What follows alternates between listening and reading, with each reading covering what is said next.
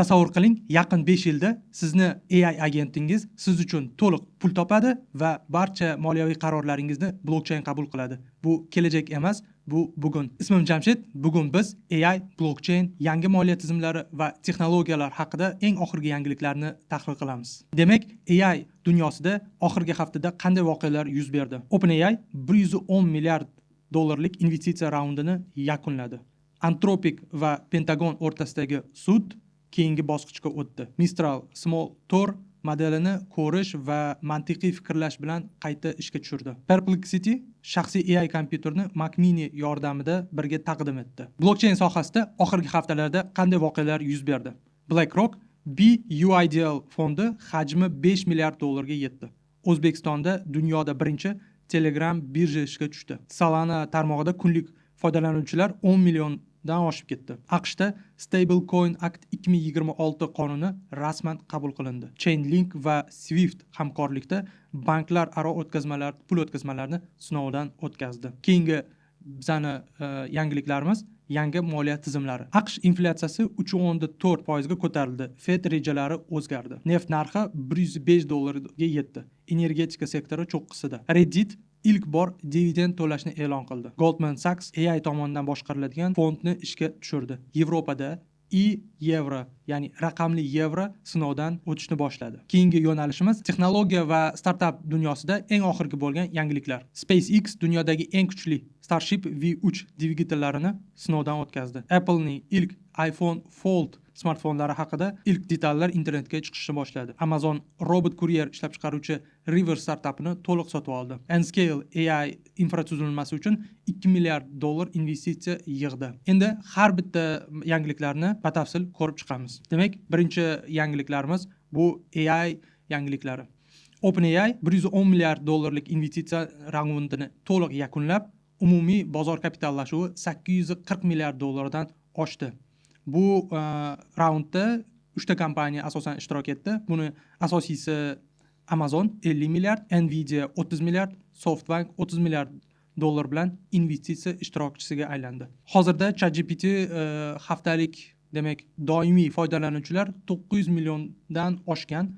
Bularni 50 milliondan ortiq esa, ya'ni pulli obunachi hisoblanadi. Kompaniyani yillik tushumi 2026-yil fevral oyiga ko'ra 25 milliard dollardan oshgan. Bu Google yoki Facebook kabi kompaniyalardan ancha yuqori natija hisoblanadi. Sizningcha OpenAI qancha muddatda 1 trillionlik startapga aylanadi? Kommentariyada yozib qoldiring. Keyingi yangiligimiz Anthropic va Pentagon o'rtasidagi sud jarayoni boshlanishi. Anthropic va AQSh Mudofaa vazirligi o'rtasidagi nizo o'tgan oydan beri juda ham muhim voqealardan bittasi bo'lib kelyapti. Bu voqeaning asosiy sababi AQSh hukumati bilan Anthropic kompaniyasining o'rtasidagi 200 million dollarlik shartnoma va uni ichida insonlarni kuzatish va xavfli bo'lgan qurollarni mustaqil AI yordamida boshqarish kiradi. Demak, asosiy masala Anthropic kompaniyasi 380 milliard dollarlik bozor kapitallashuvini himoya qilish va o'zini bozordagi o'rnini yo'qotmasligi uchun AQSh hukumati bilan sudga kirishdi. Eng qiziq tarafi bu esa asosiy mana AQShdagi 149 ta mustaqil sobiq federal sudyalar aniqrog'i Anthropic kompaniyasini himoya qilib chiqdi. Bundan tashqari AQShning eng katta Google, aytaylik, Amazon kabi kompaniyalari Anthropicni qo'llab-quvvatladi va bu uchun alohida sudga ariza kiritdi. Ya'ni iltimosnoma kiritishdi. Nima deb o'ylaysiz? Bu sud jarayoni qanaqa yakun bilan tugaydi? Ya'ni Anthropic yutib chiqadimi yoki AQSh hukumati? Buni kommentariylarda yozib qoldiring. Yevropaning eng qimmat kompaniyasi Mistral Small Tor modelini ishlab chiqardi. Bu modelda o'ziga xosligi, demak, bu ochiq model, open source va undan tashqari bu modelda vision, ya'ni ko'rib, uni tahlil qilish imkoniyati mavjud. Bu model boshqa raqobatchilarga nisbatan 50% kamroq resurs sarflaydi. Undan tashqari bu ChatGPTni Tor-O darajasidagi vazifalarni bemalol amalga oshiradi. Bu Fransiyaning kompaniyasi hozir chiqqandan boshlab Microsoft Azure hamda AWS, ya'ni Amazon platformalariga integratsiya qilingan. Fransiyaning Mistral kompaniyasi o'zini raqobatchilari orasida eng katta natija ko'rsatib, rekord o'rnatgan. Siz nima deb o'ylaysiz? Ochiq open source AI modellardan foydalangan yaxshimi yoki aytaylik yopiq ChatGPT ga o'xshagan modellardan foydalangan yaxshimi? Bu qaysi biri siz afzal ko'rasiz? Kommentariyalarda yozib qoldiring. Keyingi yangiligimiz Perplexity shaxsiy AI kompyuterini Mac Mini doirasida ishlab chiqardi. Bu AI qidiruv tizimi Perplexity Apple'ni asosiy hamkor sifatida ko'rdi. Nima uchun? Chunki hammamizga ma'lum, oxirgi 3-4 oyda Mac Mini'ga bo'lgan talab dunyoda juda ham oshib ketdi va hozirgi kunda deyarli Mac Mini'larni topish imkoniyati yo'q. Shuni ichida personal computer deb nomlangan AI agent ishlab chiqarishdi, ya'ni to'liq siz uchun xizmat ko'rsatadi. Buni yaxshi tarafi narxi biroz yengilroq, ya'ni arzonroq, $999 dan boshlanadi va barcha uni ichidagi modellar 100% local, ya'ni sizni o'zingizda saqlanadi. Hech qanday serverlarda yoki begona tashkilotlar uni saqlamaydi. Bu ayniqsa maxfiylik siyosatini olib boradigan kompaniyalar uchun juda ham yaxshi imkoniyat deb o'ylayman. Qayd etish kerak, bu cloud sistemalarga, ya'ni cloud AI modellarga nisbatan 25% tezroq ishlaydi. Demak, bu ancha yaxshi ko'rsatkich. Nima deb o'ylaysiz?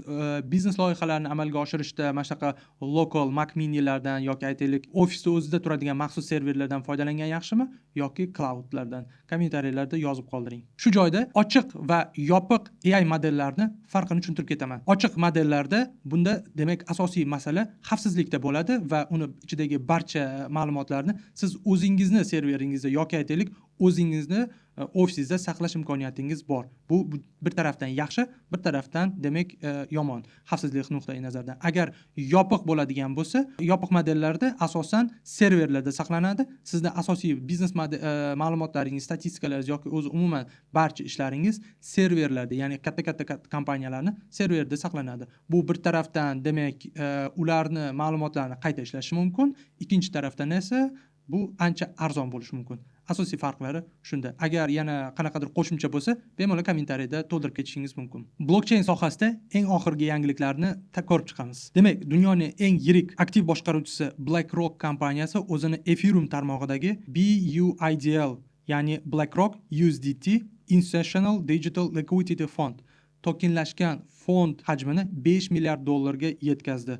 Bu ko'rsatkich butun, ya'ni oxirgi yildagi eng katta ko'rsatkichlardan bittasi bo'lib 400% o'sishni ko'rsatgan. Hozirgi kunda BlackRock real dunyo aktivlari, ya'ni RVA blockchainga ko'chirish bo'yicha jahon bozorini 32% ulushini egallaydi. Bu juda ham katta protsent hisoblanadi, ya'ni BlackRock hozirdan bozorning asosiy qismini egallashga harakat qilmoqda. Bu fondni yaxshi tarafi nimada desangiz, tranzaksiyalarni 24/7, ya'ni dividendlarni soniyasiga to'lash imkoniyati bor. Siz pul tikdingiz, har kuni yoki siz xohlagan vaqtda foydalaringiz, qilgan investitsiyalaringiz qaytib turadi. Undan tashqari, agar biz klassik hozirgi fondlarga solishtiradigan bo'lsak, agar siz foydalarni 2-3 kunlarda qabul qiladigan bo'lsangiz, Ethereum tarmog'idagi, ya'ni BUIDL fondiga investitsiya kiritsangiz, bu soniyalarda amalga oshadi. Sizningcha nima deb o'ylaysizlar? Barcha turdagi aksiyalar kelajakda to'liq tokenlashadimi va bu qanchalik tez amalga oshadi? Kommentariyalarda yozib qoldiring. Keyingi yangiligimiz O'zbekistonda dunyoda birinchi Telegram birjasiga tushdi. Bu haqda agar yana ham batafsil bilmoqchi bo'lsangiz, oldingi videolarimda ko'rsangiz bo'ladi. Telegram Wallet va O'zbekiston Respublikasi istiqbolli loyihalar milliy agentligi hamkorligida dunyoda birinchi bo'lib rasmiy litsenziyalangan tokenlashgan aksiyalar bozorini ishga tushirishdi. Bu Telegram Walletni ichida siz kirib bemalol o'zingizga qiziq bo'lgan 59 ta kompaniyani aksiyalarini ko'rib, kuzatib, unga investitsiya qilishingiz mumkin. Eng qizig'i va eng zo'r tarafi bu investitsiyalarni hajmi, ya'ni siz 1 USDT, ya'ni $1 boshlab bemalol investitsiya kiritishingiz mumkin. Eng qiziq tarafi Telegram ekotizimi doirasida litsenziyalangan aksiyalarning savdosi yo'lga qo'yilgan. O'zbekiston bu birinchi davlat hisoblanadi. Agar siz investitsiya haqida o'ylayotgan bo'lsangiz, eng birinchi qaysi kompaniya aksiyalariga investitsiya kiritgan bo'lardingiz? Kommentariyalarda yozib qoldiring. Keyingi blockchain sohasidagi yangilik Solana blockchain tarmog'ida yangi rekord qayd etildi. Bunga ko'ra, uni foydalanuvchilari 10,5 milliondan oshdi. Bu o'tgan yilga nisbatan 320% ga ko'p. Bu muvaffaqiyatning asosiy sababi Fire Dancer deb nomlangan yangi tizim, ya'ni katalizator tizimi juda ham yaxshi natija ko'rsatgani. Ushbu texnologiya Solana tarmog'ini o'tkazuvchanligini soniyasiga 1 million tranzaksiyaga oshirish imkoniyatini berdi. Tarmoqdagi jami bloklangan qiymat 12 milliard dollardan oshdi. Bu u bilan Ethereumni eng katta raqobatchisiga aylantirdi. Nima deb o'ylaysizlar? Solana haqiqatan efirdan kelajakda o'tib keta oladimi? Bu haqida kommentariyada yozib qoldiring. AQSh Kongressi uzoq kutilgan Stablecoin Act 2026 qonun loyihasini to'liq ma'qulladi. Ushbu qonunga ko'ra, dollar stablecoinlar, ya'ni USDC, USDT endi rasmiy to'liq to'lov vositasi sifatida tan olinadi va ularni zaxira bank depozitlari kabi FIDC tomonidan to'liq sug'urtalanadi. Qonun stablecoin emitentini 100% naqd pulga to'ldan to'g'ri bog'laydi. Bu degani siz bemalol 1 dollarni 1 USDT ga qo'rqmasdan almashtirishingiz yoki sug'urtalangan sifatida qabul qilishingiz mumkin. Hozirgi kunda stablecoinlarning umumiy bozor hajmi 316 milliard dollar atrofida. Lekin bu qonun uje mana ishga tushdi 2026 dan boshlab. Mutaxassislarning aytishicha 2027-yilda bu bozor 1 trillion dollarga yetib boradi. Nima deb o'ylaysizlar? Agar stablecoinlar rasmiy tan olinib, bizni hayotimizga chuqur kirib borsa, naqd pullar yo'q bo'lib ketadimi? Bu haqida kommentariyalarda yozib qoldiring. Keyingi yangiligimiz Chainlink va Swift hamkorligi banklar o'rtasidagi o'zaro pul almashish karrasiga osonlashdi. Swift'ni hammamiz bilamiz, global banklararo xizmat tizimi blockchain orqali pullarni yuborish va qabul qilishni sinovdan o'tkazishni 3-chi, ya'ni eng final bosqichini yakunladi. Sinov jarayonida dunyoning 15 ta yirik banklari ishtirok etdi va bu texnologiya xalqaro pul o'tkazmalar vaqtini 3-5 kundan bir nechta daqiqalarga qisqartirdi. Operatsion xarajatlari esa 65% ga kamaygan. Bu juda ham katta o'zgarish. Hozirda Chainlink tarmog'i orqali 12 trillion dollar pul o'tkazmalari уже amalga oshirilib bo'ldi. Bu yangilikdan keyin Link tokeni kelajagi haqida nima deb o'ylaysiz? Kommentariyalarda yozib qoldiring. Link o'zi blockchainlar orasida eng kuchlilardan bittasi hisoblanadi. Eng oxirgi blockchain yangiligimiz bu Tether o'zini shaxsiy AI protsessor tarmog'ini e'lon qildi. Dunyodagi eng katta stablecoin emitenti hisoblangan Tether kompaniyasi, ya'ni USDT ni egasi, blockchain orqali boshqariladigan AI protsesslarini, ya'ni GPU ga investitsiya qilishni boshladi. Kompaniya o'zini 120 milliard dollarlik zaxirasini Nvidia kompaniyasi bilan investitsiya kiritib, to'liq AI GPU fermalarini investitsiya kiritishni boshladi. Bu nima degani? Bu asosan AI modellarini o'qitish va ularni ijaraga berishni ko'zda tutadi. Tether kompaniyasi 2025-yilda o'zida 6.2 milliard dollar sof foyda ko'rsatgan. Endi esa bu foydalarni asosiy qismini AI protsessorlarga yoki GPUlarga investitsiya qilishmoqda. Nima deb o'ylaysizlar? Tether kompaniyasi bu strategik o'zgarishi kelajakda OpenAI ga uni raqobatchi qiladimi yoki bu umuman boshqa industriya? Kommentariyalarda yozib qoldiring. Yangi moliya tizimlari va fond birjasida bo'layotgan eng oxirgi yangiliklar. Demak, birinchisi bu AQSh inflyatsiyasi 3.4% ga ko'tarildi. Fedni rejalari o'zgardi. Hozirgi kunda yillik 3.4% ni tashkil etgan bo'lsa, bu ko'rsatkich yanvar oyida 3.1% dan so'ng inflyatsiyani qayd etdi. Oziq-ovqat va energetika narxlarini hisobga olmaganda umumiy oxirgi bazaviy inflyatsiya 3.8 darajani saqlab qolgan. Natijada Federal Rezerv tizimi, ya'ni Fed mart oyida yig'ilishida foiz stavkalarini tushirish ehtimolini 15% dan pastroq belgilagan. Investorlar endi stavkani tushishini iyunda emas, ya'ni sentyabrda kutishni boshladi. Bu esa bozorga ta'sir qilib, umumiy bozor hajmini 1.5% ga tushishiga sabab bo'ldi. Sizningcha yuqori foiz stavkalari davrida qaysi aktivlarga investitsiya qilish eng foydali hisoblanadi? Kommentariyalarda yozib qoldiring. Neft narxi 105 dollarga yana qayta ko'tarildi. Bu Yaqin Sharqdagi urush va Suays kanalidagi o'tkazmalarni to'xtab turishi asosiy sabab hisoblanadi. Neft narxining bir haftada 7% ga juda ham tez ko'tarilishi dunyo energetika kompaniyalarini, ya'ni buni ExxonMobil va Chevron kabi kompaniyalarni 3-4% qimmatlashishiga, aksiyalar qimmatlashishiga olib keldi. Bundan tashqari logistika xarajatlari 12% ga oshib, dunyoda katta-katta kompaniyalarning foydasi uje sekin kesishilishni boshladi. Nima deb o'ylaysiz? Neft narxi yana 120 dollarga yana qayta chiqadimi yoki shu bilan muvozanatni saqlaydimi? Buni kommentariyalarda yozib qoldiring. Reddit ijtimoiy tarmog'i ilk bor dividend to'lashni e'lon qildi. Hammamizga ma'lum, dunyodagi eng mashhur va savollar va javoblarga yo'naltirilgan ijtimoiy tarmoq Reddit o'zini IPOdan keyingi birinchi muvaffaqiyatli yilini yakunladi. O'z aksiyadorlariga ilk dividendni to'lashni e'lon qildi. Kompaniyani asosiy daromadi reklamadan keladi. Oxirgi yildagi daromadlar 22% o'sgan va 1.2 milliard dollarni tashkil qilgan. Reddit chorak foydasining 15% qismini dividend sifatida yo'naltirilgan. Bu yaxshi xabar. Reddit aksiyasini 8.5% ga o'sishini ta'minlagan. Bundan tashqari, Reddit kompaniyasini doimiy foydalanuvchilari 82 milliondan oshadi va asosiy hozirgi daromadi esa, ya'ni oxirgi yillardagi asosiy daromadi 60 million dollar qo'shimcha AI modellarda uni trening qilish orqali olinmoqda. Shu o'rinda bitta savol: Reddit platformasiga qanchalik tez kirasiz va savollaringizga javob topgansiz? Bu haqida kommentariyada yozib qoldiring. Undan tashqari, Reddit aksiyalari sizga qiziqmi? Bu haqida ham o'zingizning fikringizni yozing. Keyingi yangiligimiz Wall Street giganti bo'lgan Goldman Sachs o'zini to'liq sun'iy intellekt tomonidan boshqariladigan yangi investitsion fondini tashkil qildi. Ushbu fond faqat kiber xavfsizlik startapiga yo'naltirilgan bo'lib, uni boshlang'ich kapitali 1.5 milliard dollarni tashkil etadi.